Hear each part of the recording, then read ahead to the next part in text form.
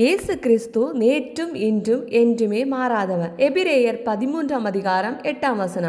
இன்றைய இறை வார்த்தையோடு டாக் வித்துகார் சொந்தங்கள் அத்தனை பேருக்கும் அன்பு வணக்கம். நான் உங்க ஷீபா ஜான்.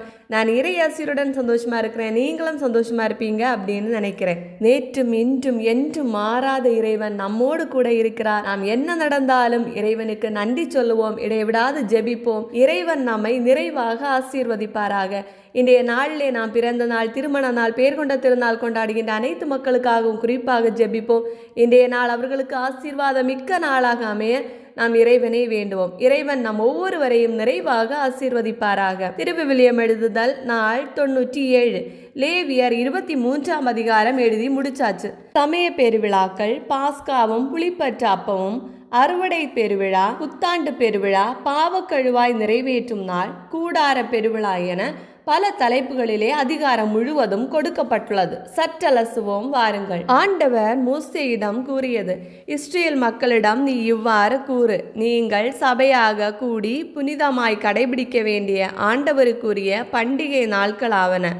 6 நாட்கள் நீங்கள் வேலை செய்யலாம். 7ஆம் நாளோ முழுமையாக ஓய்வெடுக்கும் நாள், புனித சபை கூடும் நாள். அன்று நீங்கள் ஒரு வேலையும் செய்ய வேண்டாம். நீங்கள் வாழும் இடமெங்கும் அது ஆண்டவருக்கான ஓய்வு நாள். நீங்கள் சபையாக கூடி குறிப்பிட்ட நாட்களில் புனிதமாய் கடைபிடிக்க வேண்டிய ஆண்டவரின் பண்டிகை நாட்களாவன. முதல் மாதம் 14ஆம் நாள் மாலையில் ஆண்டவருக்கான பாஸ்கா. அந்த மாதம் 15ஆம் நாள் ஆண்டவருக்கான புளிப்பற்ற அப்ப பண்டிகை. 7 நாள் புளிப்பற்ற அப்பங்களை உண்பீர்கள். பண்டிகையின் முதல் நாள் சபை கூடும் புனித நாள். அன்று வேலை செய்யலாகாது. 7 நாளும் ஆண்டவருக்கு எரிபலி செலுத்த வேண்டும். 7ஆம் நாள் சபை கூடும் புனித நாள். அன்று வேலை செய்யலாகாது. ஆண்டவர் மோசேயிடம் கூறியது: இஸ்ரேல் மக்களிடம் நீ சொல்ல வேண்டியது: நான் உங்களுக்கு கொடுக்கும் நாட்டில் நீங்கள் வந்து அறுவடை செய்யும் போது அறுவடையின் முதல் விளைச்சலான ஒரு கதிர்கட்டினை குருவிடம் கொண்டு வர வேண்டும். உங்கள் சார்பாக ஏற்கத்தக்கதாக குரு அந்த தானிய கதிர்கட்டினை ஓய்வு நாளுக்கு பின்வரும் அடுத்த நாளில் ஆண்டவரின் திருமுன் ஆரத்தி பலியாக்குவார். அதனை ஆரத்தியாக காட்டுகிற அன்று ஆண்டவருக்கு எரிபலியாக ஓராண்டு பழுதற்ற ஆட்டுக்குட்டி ஒன்றையும் செலுத்துங்கள். 20 படி அளவுள்ள மரக்காலில் 10 பங்கான மிருதுவான மாவை எண்ணெயில் பிசைந்து ஆண்டவர் விரும்பும் நறுமணமிக்க எரிபலியாக செலுத்துங்கள். திராட்சை பழ ரசத்தை நீர்ம படையலாக படையுங்கள். உங்கள் கடவுளின் காணிக்கையை நீங்கள் கொண்டு வரும் அந்த நாள் வரை அப்பமோ சுட்ட கதிரோ பச்சை கதிரோ உண்ணலாகாது. இது நீங்கள் வாழும் இடமெங்கும் உங்களுக்கு பின்வரும் உங்கள் வழிமரபினரும் கடைபிடிக்க வேண்டிய என்றுமுள்ள நியமமாகும். ஆரத்தி பலியாக கதிர்கட்டினை கொண்டு வந்த ஓய்வு நாளின் மறுநாளிலிருந்து 7 வாரங்களை கணக்கிடவும். 7ஆம் ஓய்வு நாளுக்கு மறுநாளான 50ஆம் நாளில் ஆண்டவருக்கு புது உணவு படையலை செலுத்துங்கள். நீங்கள் வாழும் இடங்களிலிருந்து 20 படி அளவுள்ள ஒரு மரக்கால் மிருதுவான மாவில் 10 பகுதி எடுத்து புளிப்பேற்றி 2 அப்பங்களை சுட்டு அவற்றை ஆண்டவருக்கு முதற் பலனில் ஆரத்தி பலியாக கொண்டு வாருங்கள். இந்த அப்பத்துடன் ஓராண்டான பழுதற்ற 7 ஆட்டுக்குட்டிகளையும் ஒரு காளையையும் 2 ஆட்டுக்கிடாய்களையும் உணவு படையலோடும் நீர்ம படையலோடும் ஆண்டவருக்கு எரிபலியாக செலுத்துங்கள். இது ஆண்டவருக்கு உகந்த நறுமணமிக்க நெருப்பு பலியாக இருக்கும். வெள்ளாட்டு கிடாய்களில் ஒன்றை பாவம் போக்கும் பலியாகவும் ஓராண்டான 2 ஆட்டுக்குட்டிகளை நல்லுறவு பலியாகவும் செலுத்துங்கள். இந்த 2 ஆட்டுக்குட்டிகளை முதற் பலனான அப்பத்துடன் குரு ஆண்டவர் திருமுன் ஆரத்தி பலியாக்குவார். அவை ஆண்டவருக்கு தூயதான காணிக்கைகள், குருவுக்குரியவை. அந்நாளை திருப்பேரவை நாளாக அறிவியுங்கள்.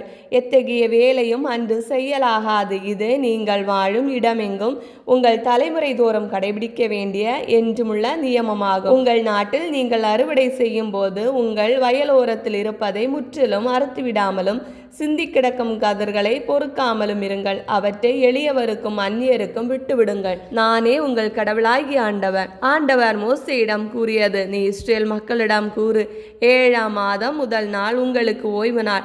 அதை திருப்பேரவையாக கூடி எக்காலம் ஊதி கொண்டாடுங்கள். எத்தகைய வேலையும் அன்று செய்யாமல் ஆண்டவருக்கு நெருப்பு பலி செலுத்துங்கள். ஆண்டவர் மீண்டும் மோசேயிடம் கூறியது: அந்த 7ஆம் மாதம் 10ஆம் நாள் பாவக்கழுவாய் நாள், புனித சபை கூடும் நாள் அன்று நீங்கள் உங்களையே தாழ்த்தி கொண்டு ஆண்டவருக்கு எரிபலி செலுத்த வேண்டும். அந்த நாளில் எத்தகைய வேலையும் செய்யலாகாது. ஏனெனில் அது கடவுளாகிய ஆண்டவரின் திருமுன் உங்களுக்காக பாவக்கழுவாய் நிறைவேற்றும் நாள். அந்த நாளில் தம்மை தாழ்த்தி கொள்ளாத எந்த மனிதரும் தம் இனத்தில் இராதபடி அழிக்கப்படுவார். அந்த நாளில் யாராவது ஏதாவது வேலை செய்தால் அவரை அவர் இனத்திலிருந்து அழித்து விடுவேன். நீங்கள் எந்த வேலையும் செய்யக்கூடாது. இது உங்கள் தலைமுறை தோறும் நீங்கள் வாழுமிடங்கள் எல்லாம் பின்பற்ற வேண்டிய என்றுமுள்ள நியமமாகும். அன்று உங்களுக்கு முழுமையான ஓய்வு நாள். அன்று உங்களை தாழ்த்தி கொள்ள வேண்டும். அந்த மாதத்தின் 9ஆம் நாளினை மாலை முதல் மறுநாள் மாலை வரை ஓய்வு நாளாக கடைபிடிக்க வேண்டும். மேலும் நீ இஸ்ரேல் மக்களிடம் கூற வேண்டியது, 7ஆம் மாதம் 15ஆம் நாள் அன்று ஆண்டவரின் கூடார பெருவிழா தொடங்குகின்றது. அது 7 நாட்கள் தொடரும். முதல் நாள் திருப்பேரவை கூடும் நாள் அன்று எத்தகைய வேலையையும் செய்ய வேண்டாம். 7 நாட்களும் ஆண்டவருக்கு நெருப்பு பலி செலுத்துங்கள். 8ஆம் நாளன்று திருப்பேரவை கூடும் அன்றும் ஆண்டவருக்கு நெருப்பு பலி செலுத்துங்கள். அது நிறைவு நாளன்று எத்தகைய வேலையையும் செய்யலாகாது. ஓய்வு நாளில் ஆண்டவருக்கு செலுத்தும் காணிக்கைகள், நேர்ச்சைகள், தன்னார்வ பலிகள் தவிர அந்தந்த நாட்களுக்கு ஏற்ப எரிபலி, உணவு படையல், இரத்த பலி, நீர்ம படையல் முதலிய பலிகளை செலுத்தத்தக்கதாகவும் சபையாய் கூடிய அந்த நாளை புனிதமாய் கடைபிடியுங்கள். இவையே நீங்கள் கொண்டாட வேண்டிய விழாக்கள். நிலத்தின் பலனை சேகரிக்கும் 7ஆம் மாதம் 15ஆம் நாள் விழா. அது 7 நாளளவு கொண்டாடப்பட வேண்டும். முதல் நாளும் 8ஆம் நாளும் ஓய்வு நாட்கள். முதல் நாள் கவர்ச்சிகரமான மரங்களின் பழங்களையும் பேரீச்ச ஓலை மற்றும் கொழுமையான தளிர்களையும் அலரி இலைகளையும் கொண்டு வந்து ஆண்டவர் திருமுன் மகிழ்ந்திருங்கள். ஆண்டுதோறும் 7 நாளளவு இப்பெருவிழா கொண்டாடப்பட வேண்டும். 7ஆம் மாதத்தில் அது கொண்டாடப்பட வேண்டும். இது நீங்கள் தலைமுறை தோறும் கடைபிடிக்க வேண்டிய என்றுமுள்ள நியமமாகும். 7 நாள் கூடாரங்களில் குடியிருங்கள். இஸ்ரேலில் பிறந்த யாவரும் அவ்வாறே கூடாரங்களில் குடியிருக்க வேண்டும். இஸ்ரேலரை எகிப்திலிருந்து நான் கொண்டு வந்தபோது அவர்கள் கூடாரங்களில் வாழ்ந்தார்கள் என்பதை இதன் மூலம் உன் வழிமரபினர் அறிந்து கொள்வர். நானே உங்கள் கடவுளாகிய ஆண்டவர். இவ்வாறு மோசே ஆண்டவரின் விழாக்களின் வரலாற்றை இஸ்ரேல் மக்களுக்கு எடுத்துரைத்தார். இவ்வாறு லேவியர் 23ஆம் அதிகாரம் நிறைவு பெறுகிறது. மேலும் என்னென்ன பொறுத்திருந்து பார்ப்போம். இந்த வீடியோ பிடிச்சிருந்தா லைக் பண்ணுங்க, உங்க ஃப்ரெண்ட்ஸ் அண்ட் ஃபேமிலிக்கு ஷேர் பண்ணுங்க, உங்களுடைய கருத்துக்களை கமெண்ட்ல சொல்லுங்க. இறையோடு உறவாட எங்களோடு இருங்க. மீண்டும் சந்திப்போம். அன்புடன் உங்கள் ஷீபா ஜான்.